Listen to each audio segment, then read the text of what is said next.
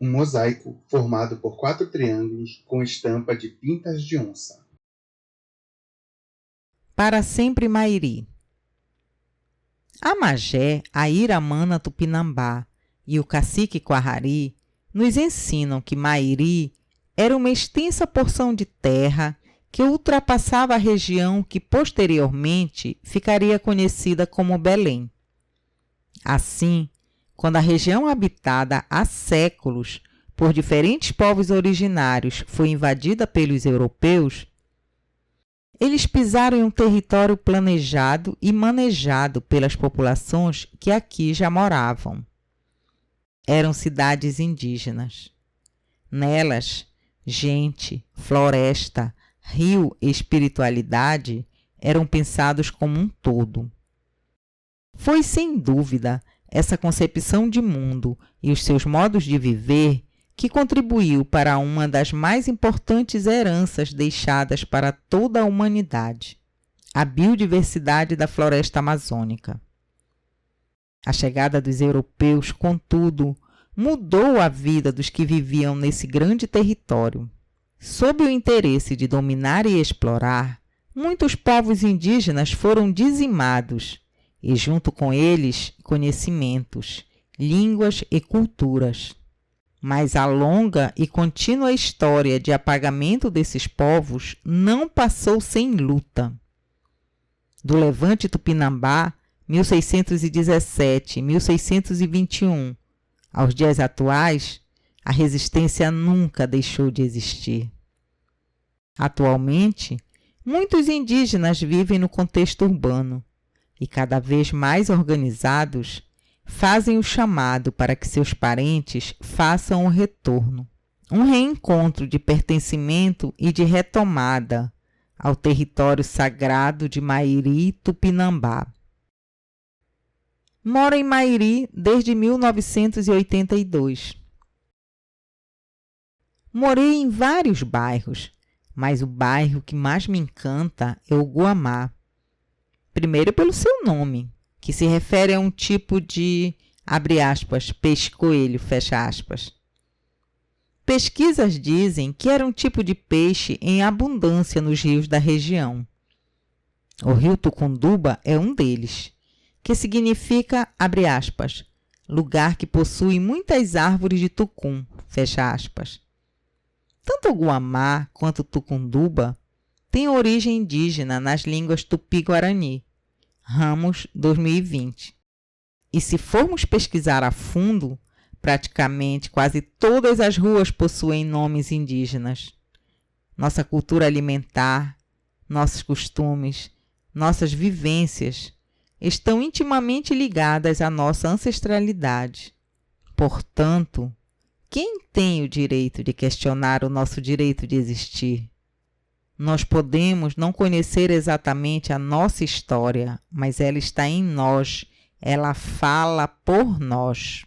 Joana Chagas, Joaninha, mulher indígena nascida das águas escuras do rio Oiapoque, Amapá. Historiadora, contadora de histórias, rabiscadora da palavra poética e mediadora em, abre aspas, adiar o fim do mundo, fecha aspas. @Joana _Chagas _Joaninha. Conselho de Anciãos. A Magé Aira nos conta que antes da chegada dos europeus, havia um local em que os idosos de cada aldeia se reuniam para tomar as decisões. Ficava na entrada de Mar Anhã, hoje Rio Amazonas. Lá decidiam o que fazer e como protegeriam Mairi dos invasores. Eles viram tudo acontecer. Foi lá que depois se ergueu o Forte de Pedra. Para a gente é um lugar de muita dor, mas também de muita resistência. Foi lá que Guaimiaba, um guerreiro jovem, tombou.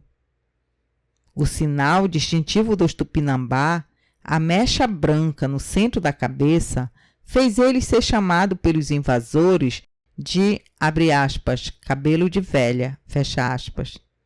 Belém, março de 2024. Desenho digital do guerreiro Guaimiaba, em pé e descalço, apontando um arco e flecha. O indígena é jovem, de cabelos pretos e longos, com uma mecha branca no meio da cabeça. Ele usa um manto feito de penas longas que cobrem os ombros e saiote também de penas. Desenho digital de uma indígena idosa sorridente, de cabelos compridos e olhos pequenos. No rosto, pintura de linha horizontal. Vários colares no pescoço e um vestido curto e simples. Ela segura um maracá na mão direita e um cajado na esquerda.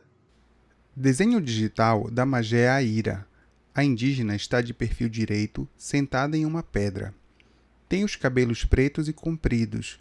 Usa um cocar longo até a cintura. Saiote de penas até os joelhos.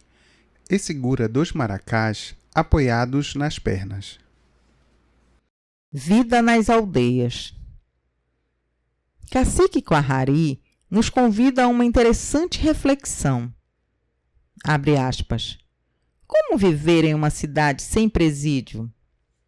Nossas aldeias ficavam onde tinha comida, perto de um rio, mas em segurança das enchentes, e sempre respeitando a hierarquia, natureza, conhecimento, coletividade e só depois a individual, porque ninguém é dono do conhecimento, senão a natureza. Nossas fronteiras eram a natureza, a espiritualidade, a domesticação do lugar, o tempo e o bem-estar coletivo e individual. Fecha aspas. Belém, março de 2024. Uma reflexão que nos leva a outro lugar, que nos leva a pensar uma cidade em harmonia com a natureza e talvez, por isso mesmo, sem presídios. Na parte central do mapa, uma área verde com grandes árvores de samalmeira e várias aldeias próximas às margens dos rios ligados ao alagado do Piri de Jussara.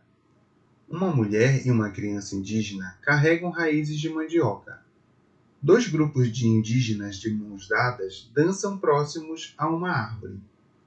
À esquerda, a Baía do Guajará, e na parte inferior do mapa, o rio Guamá. E nele, 2 canoas pequenas navegam com 2 pessoas indígenas remando em cada uma. Imagem destacada em vermelho no centro do mapa, próximo à Baía do Guajará, com identificação em letras brancas. Alagado do Piri de Jussara. Fronteiras da natureza, do tempo e da segurança. Ao falar sobre a ancestral Mairi, Cacique Quarrari apontou o local de algumas aldeias e os critérios de como eram definidos. Os locais escolhidos para as aldeias respeitavam a natureza. Então, eram os pontos mais altos do terreno. Natureza era a fronteira, por isso ficavam em locais com rio fácil de pescar, mata com caça abundante e terreno firme. Tinha uma na terra firme, próximo a Ceasa, outra na rodovia do Murutucum, próximo ao INCRA. Tinham 2 nas docas, de um lado e de outro do Igarapé das Almas, que era muito maior do que o canal que aterrou o Igarapé. Outra ficava perto de onde hoje é a Santa Casa, e uma no Marco, onde foi construída a UEPA, e tinha que ficava no atual espaço do Forte do Castelo. Outra coisa, dizem que os indígenas eram nômades, porque viviam da caça, da pesca e da coleta. Mas a caça virou fazenda. A pesca continua com os barcos de pesca. A coleta continua, com a diferença do agronegócio. A falta de comida, a busca de melhoria faz as pessoas mudarem. Sempre foi assim em todos os povos e continentes. Onde não tem a possibilidade de comida, as pessoas não moram. Então, todo mundo é nômade. Essa é mais uma fronteira da natureza, do tempo e da segurança. Belém, março de 2024.